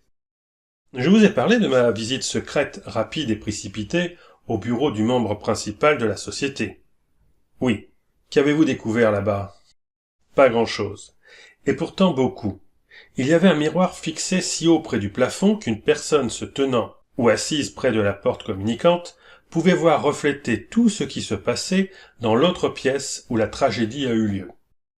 Et comme le panneau au-dessus de la porte était ouvert, on pouvait entendre aussi. Oui. Je vois. Ce bureau était censé être désert toute l'après-midi? Correct. Et pourtant, quelqu'un était caché là-dedans, et a entendu et vu tout ce qui s'est dit et fait dans le bureau de Redway. Je le crois. Quoi qu'il en soit, il ou elle a fait une erreur. En oubliant de retirer le miroir? Exactement. Et à moins que je ne me trompe, ce miroir va piéger la personne que nous voulons. Comment? Si le miroir disparaît de sa place en haut du mur avant demain, et je pense qu'il disparaîtra. Je vois. Vous avez prévu de découvrir qui entre dans ce bureau? Oui. Le concierge me tiendra au courant. Pouvez-vous lui faire confiance? Je pense que oui. Mais qu'en est-il du fait qu'il ait vu Redway descendre les escaliers à l'heure où il dit l'avoir fait? Je crois qu'il a vu quelqu'un descendre à ce moment-là. Qui? Redway? Cela, je ne suis pas prêt à le dire. C'est l'un des points complexes du mystère. Nick, qui a écrit ce mot pour vous? Je n'ai aucun doute. C'est la fille qui a été tuée. Quel était son but? Elle avait un travail sérieux pour un détective, sinon elle ne m'aurait pas fait appeler. La fille a écrit un autre mot à la machine à écrire aujourd'hui, en plus de celui qu'elle m'a envoyé. À qui? Je ne sais pas. Il n'était pas adressé. Je vais vous le montrer. Nick sortit le porte-monnaie de la fille morte, dont il prit un morceau de papier dactylographié sur lequel était écrit ce message. Vous n'avez pas respecté votre engagement hier soir. Je vous donne une dernière chance. Rencontrez-moi ce soir au même endroit, à 20 heures précises, et soyez prêts à parvenir à un accord définitif avec moi. Si vous me faites encore défaut cette fois, je me considérerai dégagé de mon serment. Nick, voici la clé de toute la tragédie. Je le pense aussi. Le mot n'a jamais été livré? Certainement pas. Pourquoi? Faute d'opportunité, c'est évident. Et elle a peut-être fait marche arrière après l'avoir écrit. Vous croyez que le mot était destiné à Gay, et qu'il lui a échappé aujourd'hui avant qu'elle ait eu l'occasion de le lui remettre? Tout à fait, mon garçon. Est-ce qu'il est parti soudainement du bureau, sans prévenir personne? Oui, sauf le garçon de bureau, à qui il a dit juste en partant, en laissant un mot pour Redway, qu'il ne reviendrait pas durant la journée. Bien sûr, Miss Landon a reçu le message indirectement.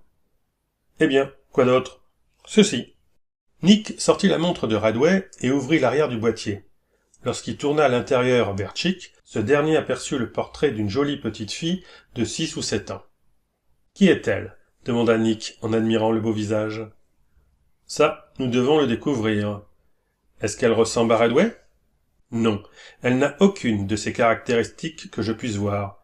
Pourtant, je crois qu'on découvrira que l'enfant joue un rôle important dans la tragédie, d'une manière indirecte. » « Pourquoi pensez-vous cela ?»« Parce qu'il y a une légère ressemblance entre son visage et celui de la fille qui a été tuée. »« Ah, cela fait de l'enfant un personnage important dans l'affaire.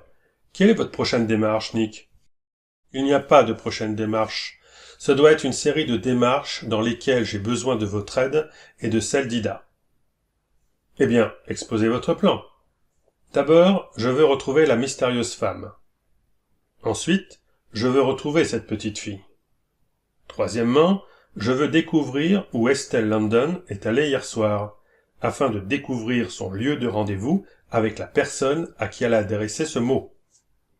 Quatrièmement, je veux que Gay soit surveillé. Eh bien, quelle partie du travail est pour moi? Je vais confier Gay à vous. D'accord, Gay, c'est ma spécialité. Je vais m'occuper de la belle et mystérieuse femme moi-même. Et Ida? J'enverrai Ida chez la fille morte pour obtenir des informations là-bas. Peut-être pouvez-vous me donner une idée de l'endroit où je trouverai Gay? Je pense que je peux. Allez au Borden Building et attendez qu'il y vienne. Ce soir? Bien sûr, il attendra que l'excitation se calme dans ce coin-là. Ensuite, il ira visiter ce bureau privé, ou alors je me trompe lourdement. Ida entra en scène à ce moment-là et fut instruite du rôle qu'on attendait d'elle. Chapitre 8. Nick commence à résoudre l'énigme. Après avoir pris un dîner rapide et changé de déguisement, Nick se rendit à nouveau en centre-ville, dans le quartier du drame. Il ne se rendit pas cette fois au Borden Building, mais dans le bâtiment d'en face, où se trouvait le bureau dont il était convaincu que c'était par la fenêtre de celui-ci que la mystérieuse femme avait assisté à la tragédie lorsqu'elle s'était produite dans le bureau du Bridgeley & Bike.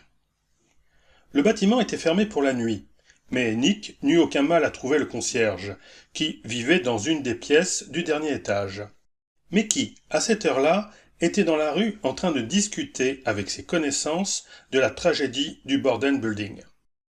Ah oui, le concierge, savait exactement à qui appartenaient les bureaux en face de ceux de Bridgeley & Bike. Ils appartenaient à l'avocat John Woodward. Avec l'adresse de l'avocat John Woodward, en sa possession, obtenue dans l'annuaire, Nick se rendit en ville pour le retrouver. Il trouva l'avocat chez lui, et il fut reçu chaleureusement. Nick se renseigna sur une dame qu'il croyait être venue dans le bureau de M. Woodward cet après-midi-là, vers 5 heures, mais dont il avait perdu toute trace peu après. Oui, M. Woodward admit qu'une femme était venue le voir à peu près à cette heure-là. Il était sorti à ce moment-là, et son garçon de bureau lui avait demandé de s'asseoir et d'attendre. Elle avait bien attendu un petit moment, puis, sans dire un mot, elle était sortie précipitamment du bureau, presque en courant. Il était revenu quelques minutes plus tard, lorsque le garçon lui avait raconté l'incident. Il n'avait aucun moyen de savoir s'il l'avait déjà vue ou non, ni qui elle était. Elle n'avait laissé aucun nom. En fait, elle n'avait laissé rien pour l'identifier, sauf un gant. Là, l'avocat sortit un gant en peau de chèvre de sa poche et le leva devant les yeux de Nick. « Elle a laissé ça derrière elle, en partant précipitamment, » dit l'avocat. Nick le reconnut immédiatement comme étant le gant de la même paire que celui trouvé partiellement sur la main de la fille morte. Avec une certaine réticence et des doutes apparents quant à la politique, l'avocat Woodward promit à Nick de prendre le gant avec lui. Alors que le détective s'apprêtait à partir, Woodward sembla se souvenir de quelque chose et dit « Oh, d'ailleurs, peut-être que je sais qui peut vous en dire plus sur cette dame. »« Vraiment ?»« Oui, mon garçon m'a dit qu'à peine la dame était-elle disparue dans les escaliers, elle n'a pas attendu l'ascenseur, que M. Redway du cabinet Bridgeley & Bike est sorti de l'ascenseur et a demandé après la dame. Il semblait bien déçu lorsqu'on lui a dit qu'elle était partie. » Cela étaient des informations passionnantes pour Nick. « Est-ce que Redway l'a suivi ?» demanda Nick. « Eh bien non. Le garçon stupide ne lui a pas dit qu'elle était descendue à pied ou en courant. Sinon, il l'aurait peut-être suivie. Vous savez, je pense qu'elle essayait d'éviter Redway. Je vous conseille de voir Redway. » Nick examina à nouveau l'annuaire. Cette fois, il chercha le nom d'Oscar Gay, mais ne le trouva pas. Le nom n'était pas dans l'annuaire de New York pour l'année en cours. Il se tourna alors vers l'annuaire de Brooklyn et trouva le nom, avec l'adresse à Brooklyn Eggs. Il ne lui fallut pas longtemps pour se rendre sur place, un foyer de classe moyenne. La propriétaire lui informa que Gay n'était pas un pensionnaire chez elle depuis 10 mois. Il était allé à New York, mais elle n'avait jamais su exactement où. Y avait-il une raison pour son départ ? Demanda le détective. Aucune dont je sois sûr. Il y avait une jeune dame qui logeait ici en même temps, et on pensait qu'ils étaient plutôt attirés l'un par l'autre. Elle est partie aussi, quelques jours après lui, et je n'ai plus entendu parler de l'un ni de l'autre depuis. Quel était le nom de la jeune femme? Voyons voir, elle était dactylographe, et son nom était Langdon, Estelle Langdon. Bien que Nick n'ait pas découvert l'adresse de Gay lors de son voyage à Brooklyn, il avait obtenu des informations presque aussi précieuses, et il rentra à New York très satisfait. Il rentra chez lui pour y trouver une surprise qui le laissa presque sans voix. En entrant, son domestique lui annonça qu'une dame l'attendait pour le voir dans la bibliothèque. Il se rendit immédiatement pour recevoir sa visiteuse. Elle était assise dans l'obscurité lorsqu'il entra, et ce n'est qu'après avoir allumé la lumière que la surprise arriva. Même à ce moment-là, il lui fallut 10 à 15 secondes pour faire la découverte qui le stupéfia. Dès que ses yeux se posèrent sur le visage de la femme en face de lui, une conviction s'imposa à lui. Il l'avait déjà vue. Puis arriva une conviction plus forte encore, celle qu'il s'agissait d'une ressemblance frappante et non d'un souvenir de trait. Son visage avait presque un jumeau dans un visage plus jeune et plus petit qu'il avait récemment observé. C'était une image jumeau du portrait de l'enfant au dos de la montre de Redway. C'était le visage de la femme devant lui. Instantanément, Nick comprit qu'il se trouvait en présence de la mystérieuse visiteuse de Redway, cet après-midi-là. Quelle chance avait bien pu la conduire jusqu'à lui? « Vous attendiez-vous à me voir » demanda Nick d'un ton interrogateur. « Si vous êtes le détective Nick Carter ?»« Oui, » répondit-elle en le fixant intensément du regard. « Eh bien, je suis Nick Carter, à votre service. » « J'ai entendu parler de votre grande compétence professionnelle, monsieur, et je suis venu solliciter votre aide dans une affaire qui, pour moi, est récemment devenue plus qu'une question de vie ou de mort. Je suis riche, et je peux vous payer généreusement pour vos services. Quelle est la nature de ces services? Trouver mon enfant. Un garçon ou une fille? Demanda-t-il. Une fille. Quel âge? Presque 7 ans. Êtes-vous veuve? Non, monsieur, répondit-elle en rougissant. Mon mari est vivant. Mais vous ne vivez pas avec lui. Non, nous n'avons pas vécu ensemble depuis 5 ans. Et il a caché votre enfant? Oui. Quel est votre nom? Evelyn Locke. Avez-vous une photo de la petite fille? Non, monsieur, je ne l'ai pas vue depuis qu'elle avait moins de 2 ans. Des larmes vinrent à ses yeux, et un sanglot s'échappa de ses lèvres en prononçant ces mots. Pourquoi n'avez-vous pas cherché l'enfant plus tôt? J'ai cherché, mais ce n'est que ces derniers jours que j'ai pu retrouver son ravisseur. Son père, voulez-vous dire? Oui, monsieur. Vous n'êtes pas une résidente de New York? Non, je suis anglaise. Ma maison est à Birmingham. Depuis 5 ans, j'ai cherché partout dans le monde sans succès, jusqu'à ce que, par accident, je trouve aujourd'hui le père de l'enfant ici, à New York. Il sait que vous êtes ici? Oui, dit-elle à contre-cœur. Une réconciliation avec lui est-elle impossible? Elle l'est, maintenant. Nick commença à craindre qu'il comprenne la signification de ce dernier mot. Maintenant. Vous dites maintenant. Étiez-vous prête à vous réconcilier jusqu'à récemment? Oui, je l'aimais profondément. Je ne cessais jamais de l'aimer malgré le fait qu'il me volait mon enfant, car je sais qu'il a été cruellement trompé à mon sujet, et si j'avais été coupable de tout ce qu'il croyait, j'aurais mérité de le perdre, ainsi que mon enfant. Pourquoi dites-vous qu'une réconciliation est maintenant impossible? Je ne peux pas vous dire cela. La cause vient-elle de votre côté ou du sien? Du sien. Nick conclut qu'il allait maintenant forcer la situation. Vous dites que vous ne savez pas à quoi ressemble votre fille maintenant? Non, monsieur. Rappelez-vous, je ne l'ai pas vue depuis 5 ans. Alors, je vais vous montrer à quoi elle ressemble. En disant cela, Nick sortit la montre de Redway de sa poche, ouvrit l'arrière du boîtier et présenta à la jeune femme stupéfaite le portrait du doux visage qui était fixé. Au début, Elle ne pouvait que le regarder dans une stupéfaction totale. Puis, réalisant ce que cela signifiait, elle poussa un grand cri, pressa le portrait contre ses lèvres encore et finit par, comme une femme, s'évanouir. Nick la rattrapa juste à temps pour éviter que la montre ne glisse de ses mains. Son expérience avec les femmes évanouies était grande et variée. Les moyens de réanimation étaient à portée de main, et il eut bientôt sa charmante visiteuse revenue à la conscience. Sa première question fut « Où l'avez-vous trouvée ?»« La montre ?»« Oui, oui. » Indirectement, de son propriétaire. De Victor Redway. C'est votre mari, et le père de l'enfant disparu. La femme baissa la tête en signe d'assentiment silencieux. Victor Redway est-il son vrai nom? Une partie. Le nom complet est Victor Redway Locke. Oh oui, votre nom de femme mariée. Quel est le nom de la petite fille? Estelle Langdon Locke. C'était l'un de ces moments dans la vie de Nick Carter où une surprise soudaine le laissait presque sans voix. Que cela signifiait-il? Une petite fille de cette femme et l'enfant caché de Redway portant le nom de la fille qui avait mystérieusement trouvé la mort cet après-midi-là.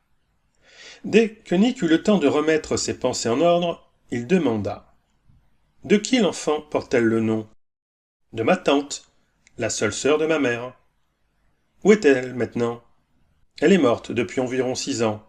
Elle est morte de chagrin. Sa vie et la mienne ont été tristement similaires. »« Comment cela ?»« Son mari l'a abandonnée, emmenant leur unique enfant, une fille, avec lui. »« Où sont-ils allés ? » ?»« Je ne sais pas. Ils ont disparu. On n'a plus jamais entendu parler d'eux, et je suppose que les deux sont morts. » « Pourquoi la fille est-elle allée avec le père et a-t-elle abandonné sa mère ? » Elle était l'idole de son père, et lui la sienne. Elle a pris son parti dans leur querelle. Quel était son nom ? Le même que sa mère, Estelle. Mais que vient faire tout cela avec mon enfant ? Bien plus, beaucoup plus, que vous ne le suspectez, madame, répondit Nick fermement. De quelle manière ? Expliquez. Bientôt. Reconnaissez-vous le portrait de votre enfant dans cette montre ? Oh oui. Puis-je garder la montre ? Si vous répondez sincèrement à 2 questions. Posez-les. Nick sortit le gant qui avait été pris de la main de la jeune fille morte et le leva devant elle. Est-ce votre gant ? Elle pâlit, mais répondit fermement et rapidement. Oui. Ou... Et celui-ci encore ? Oui, monsieur. Celui-ci aussi. Où les avez-vous trouvés ? Celui-ci, désignant le premier gant, a été trouvé dans le bureau privé de Victor Redway, ce soir. Celui-ci, élevant l'autre gant, a été laissé dans le bureau de l'avocat John Woodward, juste en face du bureau de Redway. La femme devint d'une pâleur mortelle, et Nick pensa qu'elle allait encore s'évanouir. Il lui laissa donc le temps pour se remettre, ce qu'elle fit assez courageusement, puis il continua. Lorsque vous avez laissé tomber le dernier gant dans le bureau de Woodward, vous étiez assise à sa fenêtre, observant une scène qui se déroulait dans le bureau de Redway, juste en face. Dans cette scène, une fille dans le bureau de Redway essayait de mettre ce gant, l'autre sur sa main gauche. Nick marqua une pause suffisamment longue pour rendre son récit plus dramatique. Pendant qu'elle était aussi occupée, et pendant que vous l'observiez, quelqu'un l'a tuée, lui a tiré dessus, l'a assassinée de manière lâche et froide. Madame Locke resta immobile, comme sculptée dans la pierre. Si elle avait eu la capacité de parler, elle n'en fit aucun effort. Nick conclut donc la situation dramatique. Vous ne savez pas qui était cette fille, mais je crois que vous savez bien qui a tiré le coup de feu qui lui a ôté la vie. Maintenant, je vais vous dire qui était la victime, et puis je vous demanderai de me dire qui était l'assassin. Vous ne reconnaissez sans doute pas la fille. Un signe de tête négatif fut la seule réponse. Mais vous commencez à suspecter. Oh mon Dieu, répondit-elle dans un souffle étouffé. La fille que vous avez vue assassiner était votre cousine, Estelle Langdon. Maintenant, qui a tiré le coup de feu ? La réponse vint presque comme si Nick l'avait prévu. Pour la deuxième fois, Madame Locke perdit connaissance. Elle s'évanouit à nouveau. Chapitre 9. L'amour d'un mari. Lorsque Madame Locke retrouva enfin connaissance, Nick lui donna un stimulant et lui laissa suffisamment de temps pour revenir pleinement en possession de ses facultés de raisonnement.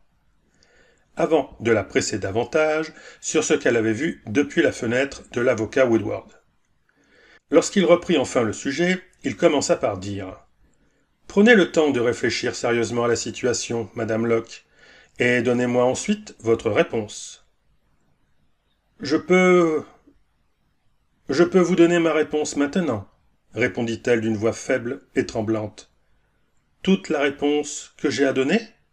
En me disant ce que vous avez vu depuis la fenêtre de l'avocat Woodward. Je n'admets pas avoir vu quoi que ce soit depuis la fenêtre de l'avocat. Mais vous avez vu quelque chose. Vous étiez là lorsque le coup de feu a été tiré, qui a tué votre cousine. Vous êtes probablement le seul témoin vivant à avoir vu le crime. Ah, et pourtant, vous vous attendez à ce que j'admette cela, et que je vous dise ce que je suis censé avoir vu. Oui.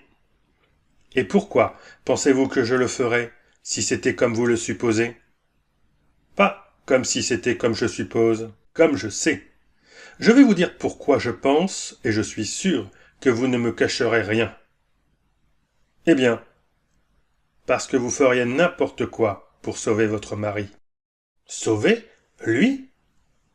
L'accent qu'elle mit sur le mot « sauver » fut une confession évidente pour le détective astucieux. Elle en prit conscience presque aussitôt que ces 3 mots furent prononcés. Mais la phrase suivante de Nick atténua quelque peu son esprit, tout en la mystifiant. Vous pensez avoir vu votre mari tuer Estelle Landon. Je pense l'avoir vu? Pourquoi? Encore une fois, un mot accentué avait constitué une confession, et elle s'arrêta à nouveau, confuse. Je suis désireux de découvrir le fond d'une sorte de complot, et je peux le faire en ayant votre déclaration sur ce qui s'est réellement passé dans cette pièce, telle que vous l'avez vue depuis l'autre côté de la rue. Monsieur Carter, vous dites cela pour me piéger? Comme Dieu est mon juge, Madame Locke, je ne le fais pas. Vous croyez que mon mari est innocent de ce crime? J'en suis sûr, mais les circonstances sont contre lui pour le moment. On dit, Monsieur Carter, que vous êtes l'âme de l'honneur. Si j'ai cette réputation, c'est que je l'ai méritée, et vous pouvez être assuré que je ne la sacrifierai pas à vos dépens, Madame Locke. Cela me semble presque inexplicable, mais quelque chose me pousse à vous faire confiance. Je ne crois pas que vous le regretterez jamais, si vous le faites. Je vais le faire, dit-elle avec un grand soupir, comme si elle se sentait soulagée. Pourtant, la première déclaration que je vais faire doit sembler envoyer l'homme que j'aime à sa mort. Vous croyez avoir vu votre mari tirer le coup de feu qui a tué Estelle Landon? Oui. Et il n'y avait rien pour obstruer votre vue? Non, rien. On vous a vu vous retirer de la fenêtre et vous dissimuler partiellement. Pourquoi avez-vous fait cela? Parce que je pensais avoir été vu par Victor, et c'est ce que je voulais éviter. Ah ah! Maintenant nous entrons dans un terrain intéressant. Vous n'êtes donc pas allé à l'office de Woodward dans le but d'espionner votre mari? Certainement pas. Je ne savais pas que la fenêtre de Woodward permettait de voir le bureau de Victor, avant de l'avoir vu entrer dans la pièce où la fille était assise. Pourquoi êtes-vous allé chez Woodward? Pour lui demander conseil et aide. En quoi? Dans une tentative de réconciliation avec mon mari, ou pour obtenir la garde de ma petite fille. Je pensais avoir fait quelques progrès dans mon entretien avec Victor, et j'avais grand besoin de conseils. Comment se fait-il que vous soyez allé chez Woodward? Je l'ai rencontré à Newport, lorsqu'il a appris que j'étais pratiquement sans amis en Amérique. Il m'a donné sa carte de visite et m'a galamment offert son aide, si jamais j'avais besoin de lui. J'avais la carte avec moi, et je suis allé à l'adresse. Redway dit vous avoir vu jusqu'à la station du métro aérien. Oui, c'est vrai, mais j'ai quitté la station sans prendre le train et je suis allé chercher M. Woodward. N'aviez-vous pas un autre ami vers qui vous pourriez aller pour des conseils et de l'aide? Quelqu'un que vous connaissiez mieux? Un que je connaissais mieux? Oui, mais pas quelqu'un en qui je pensais pouvoir faire confiance, surtout dans ce cas particulier. Pourquoi pas dans ce cas particulier? Madame Locke montrait un peu de confusion, tout en répondant franchement. Parce que le gentleman à qui je m'étais un peu attaché d'une manière amicale, et à qui j'ai donné ma confiance, a récemment montré des dispositions trop semblables à celles d'un amant. En effet, il est allé jusqu'à me proposer un divorce, puis le mariage. C'est assez intéressant. Il m'a même tenté avec la promesse de retrouver et de me rendre ma fille si je l'épousais et que nous nous enfuyions ensemble dans un pays européen. Nick commençait à être intensément intéressé. Bien sûr, je ne pouvais pas aller avec lui pour des conseils ou de l'aide dans cette affaire, comme vous l'entendez, monsieur Carter. Bien sûr que non, madame Locke. Quel est ce nom du gentleman? Oscar Gay. Il fallut toute la maîtrise du grand détective pour cacher à madame Locke la satisfaction intense que cette information lui procurait. Comment avez-vous fait la connaissance de ce Gay? Nous logions au même endroit, rue Ouest 46. Quel est son métier? C'est un avocat. Où est son bureau? Je ne sais pas. Bien sûr, marmonna Nick. Alors, madame Locke, vous pensez avoir vu votre mari tirer sur cette fille? Mon Dieu, oui. Décrivez exactement ce que vous avez vu.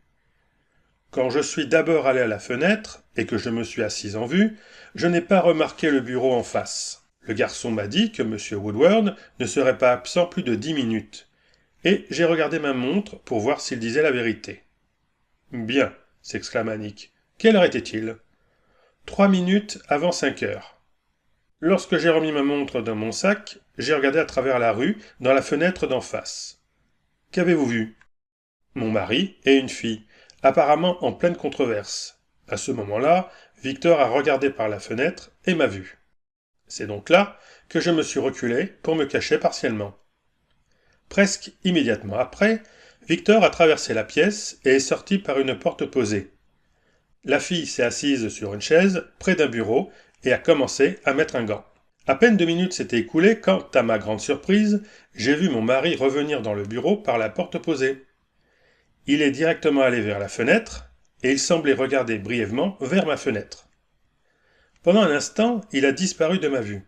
Quelques instants plus tard, il est apparu directement devant la fenêtre.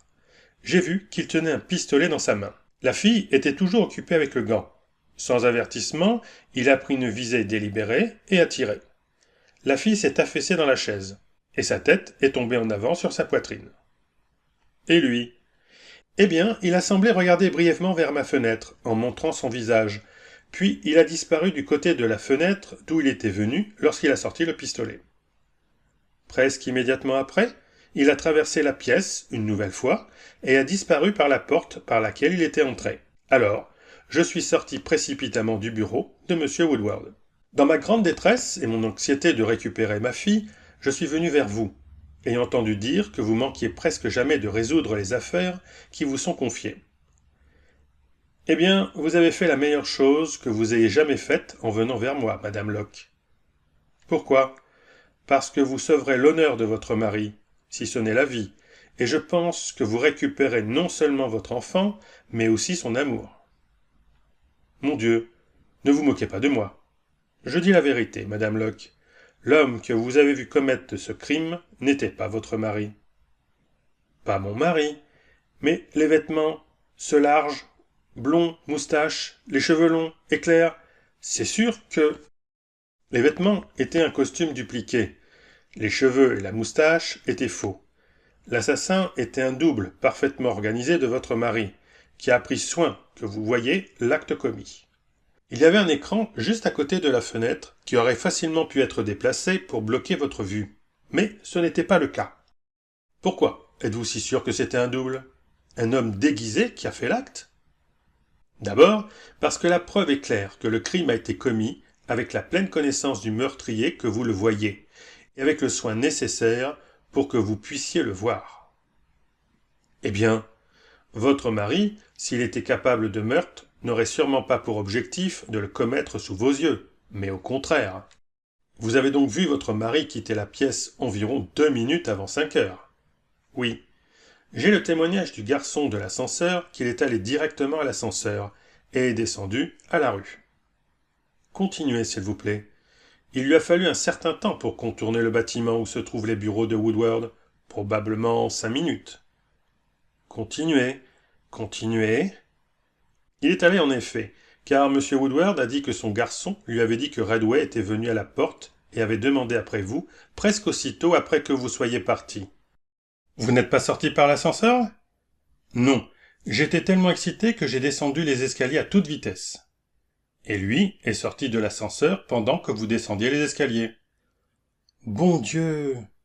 Vous voyez, votre mari peut prouver un alibi parfait. Le crime a été commis alors qu'il allait de son bureau à celui de Woodward. Vous a-t-il fourni cette preuve? Non. Il est allé en prison sans dire un mot pour se défendre.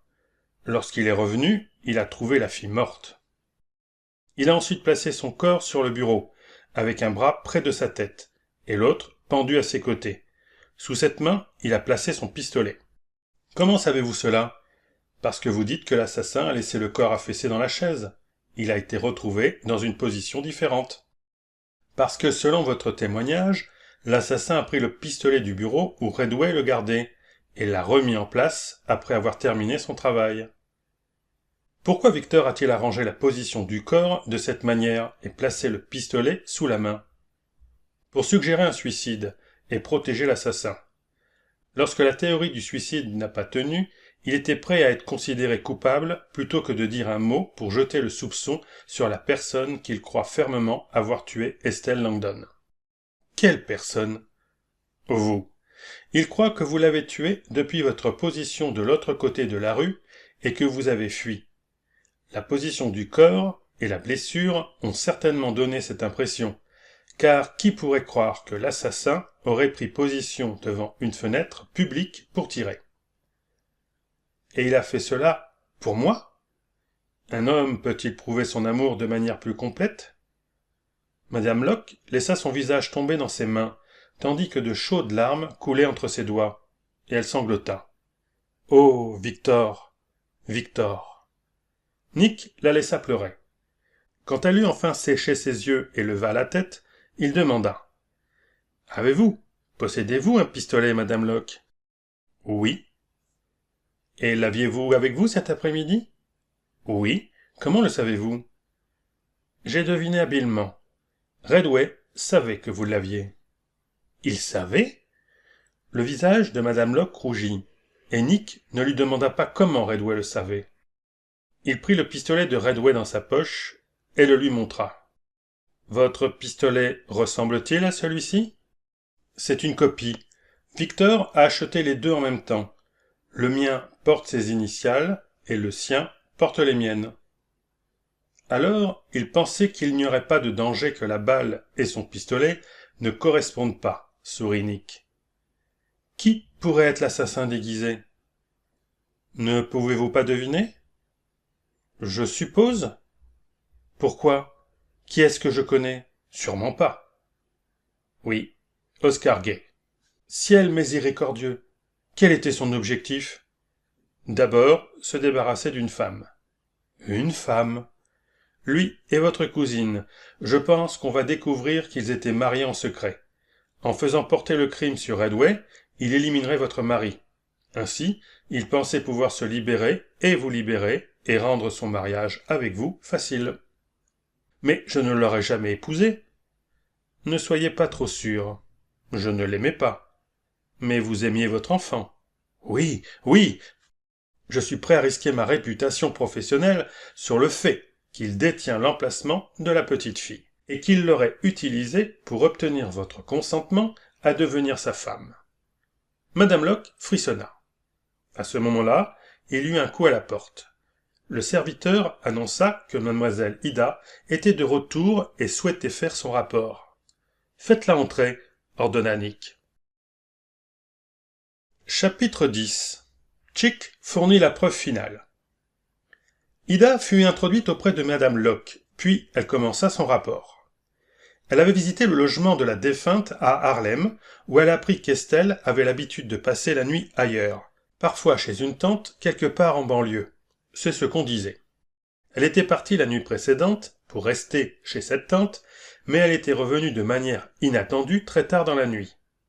Elle avait dit à la colocataire que sa tante n'était pas chez elle. Pour la première fois, mademoiselle London avait un pistolet en sa possession, avec ses initiales. E, L, gravées sur la crosse. Sa colocataire dit qu'Estelle lui expliqua qu'elle avait acheté le pistolet pour tirer sur les chats qui la dérangeaient, la nuit, depuis les arrière-cours. Pour prouver sa sincérité, elle s'était levée en pleine nuit et avait tiré sur un chat qui faisait la cour à sa fenêtre. Le rapport d'Ida n'était pas exactement ce que Nick espérait, mais juste au moment où elle sortait. Chick entra, apportant des nouvelles qui firent briller les yeux de Nick. « J'ai retrouvé mon homme, » dit Chick, sur un ton satisfait, après avoir été présenté à Madame Locke et après avoir été invité par Nick à continuer. « Écoutons ça, » insista Nick, tout excité. « Comme tu l'avais prévu, Gay est revenu à l'immeuble Borden vers 8 heures. Il est monté à son bureau, puis est descendu déguisé. Si cela avait été en plein jour, je n'aurais jamais cru que c'était le vieux Gay. Le vieux, il s'était déguisé en vieil homme. » Nick se rappela immédiatement la circonstance de cet homme âgé qui avait demandé à l'ascensoriste où se trouvaient les bureaux de Bridgerley & Bike. Le détective n'avait plus de doute maintenant. Gay était revenu dans le bâtiment sous ce déguisement et s'était caché dans le bureau privé de Bike, où il était resté toute la journée, entendant et voyant ce qui se passait dans le bureau de Redway. Je l'ai suivi jusqu'à une chambre sur le Bowery. Il est resté environ 20 minutes. Lorsqu'il est ressorti, il était de nouveau déguisé, mais cette fois, le déguisement était tel que mon identification a été facile. Qu'était-il cette fois? Une réplique presque parfaite de Victor Redway, telle que tu me l'avais décrite. Il avait un taxi qui l'attendait sur le trottoir. Je suspectais que le taxi était là pour son usage, et j'en avais un prêt à le suivre. Il ne perdit pas de temps pour se rendre à Brooklyn. Je ne l'ai pas perdu en chemin. Il conduisit jusqu'à une maison sur l'avenue Atlantique et entra. Lorsqu'il en ressortit, il avait une petite fille avec lui qu'il fit monter dans le taxi, monta avec elle et ils partirent. « Une petite fille ?» s'écria Madame Locke, la main pressée contre son cœur. « L'original de la photo dans la montre de Redway, » dit Chick. « Oh mon Dieu, mon enfant, Estelle !»« Ne vous excitez pas, Madame Locke, » la prévint Nick. « La petite fille ne sera pas blessée, et elle sera bientôt en sécurité dans vos bras. »« Mais, monsieur, elle est entre ses mains, entre les mains d'un meurtrier. »« Il ne lui fera pas de mal. Elle est trop importante pour la réussite de ses plans. » Eh bien, déguisé en Victor Redway, il n'a eu aucune difficulté à prendre la petite fille des mains des personnes à qui son père l'avait confiée. Il avait manifestement suivi les pas de Redway et ainsi découvert l'endroit où la fille se cachait après que vous lui ayez confié votre histoire. Que compte-t-il faire d'elle? La cacher jusqu'à ce que Redway soit hors de son chemin. Ensuite, il fera d'elle le prix de votre mariage avec lui. J'ai localisé l'endroit où elle est cachée, dit Chick. Où est-ce? Sur la 9e avenue, chez Granny Grimes. Eh bien, il a une vieille misérable comme geôlière, c'est certain. Oh, que dois-je faire? Gémit Madame Locke. Faire? Eh bien, vous ne devez pas retourner à votre pension. Votre changement de sentiment à l'égard de Gay pourrait éveiller ses soupçons. Alors, où dois-je aller? Supposez que vous restiez ici en tant qu'invité de Madame Carter jusqu'à demain matin. Madame Locke accepta les arrangements de Nick, et pendant que Madame Carter et Ida faisaient tout leur possible pour la rendre confortable, Nick et Chick sortirent pour une petite affaire privée. À exactement minuit, les Tombs reçurent un autre prisonnier. Oscar Gay, qui ressemblait à un cadavre ambulant, fut conduit dans la prison lugubre et enfermé dans une cellule du couloir des meurtriers. Le matin suivant, il fut retrouvé mort sur son lit. Personne ne saura jamais où il avait dissimulé le poison qui a mis fin à sa misérable vie, car Nick et Chick l'avaient fouillé soigneusement avant de l'enfermer. Lorsque Redway fut libéré, il fit une explication complète. Les déductions de Nick s'étaient avérées presque entièrement correctes. Lorsque Redway trouva la fille morte, affaissé dans sa chaise à son retour de la tentative infructueuse de voir sa femme dans le bureau de Woodward, il devint convaincu qu'Evelyn avait tiré le coup fatal. La position du corps et la nature de la blessure le confirmèrent dans sa conviction. Il examina son pistolet, qu'il retrouva dans le tiroir où il l'avait placé ce matin-là, lorsque mademoiselle Landon lui avait rendu l'arme. Elle lui avait donné avec une chambre vide. Il la trouva avec une chambre vide. Il en conclut donc naturellement qu'il n'avait pas été déchargé depuis la veille au soir. Il ne savait pas qu'en son absence ce matin-là, mademoiselle Landon avait dû mettre une cartouche dans le barillet vide. Lorsque Redway planta le pistolet sous la main de la fille morte, il supposa que la chambre vide était celle à partir de laquelle elle avait tiré sur le chat. Il s'avéra que Gay avait obtenu pour mademoiselle Landon son poste chez Bridgerly & Bike. Aussi, Redway la reconnut immédiatement comme la cousine de sa femme, mais pour garder son identité secrète, il ne lui fit pas savoir qu'il était lié à elle, après l'avoir mis à l'épreuve avec une histoire supposée d'un client, qui était en réalité l'histoire de sa femme. Mademoiselle Landon avait reconnu sa cousine lorsque cette dernière quitta le bureau de Redway cet après-midi-là. Pour une raison quelconque, elle associa la visite de Madame Locke à Gay, car elle l'avait entendu donner à Redway son adresse, qu'elle savait être le lieu de pension de Gay. Elle était follement jalouse de Gay et le soupçonnait de trahison. Lors de cet entretien bruyant avec Redway, après qu'il eut accompagné Madame Locke jusqu'à la station du métro, Estelle admit qu'elle avait emprunté son pistolet, qui avait autrefois été un cadeau de Redway à sa femme, elle, pour tuer Gay la veille au soir, puis, elle-même, si ce dernier refusait de l'absoudre de son serment, celui de ne pas trahir leur relation par des mots ou des actes jusqu'à ce qu'il lui donne son consentement. Il n'avait cependant pas pu la rencontrer à leur rendez-vous secret, et l'avait évité le jour suivant. Nick pense qu'elle l'avait appelé pour faire suivre les pas de Gay. Gay, dans sa cachette, entendit ses menaces contre sa vie et écouta aussi tout ce qui se disait entre Redway et Evelyn.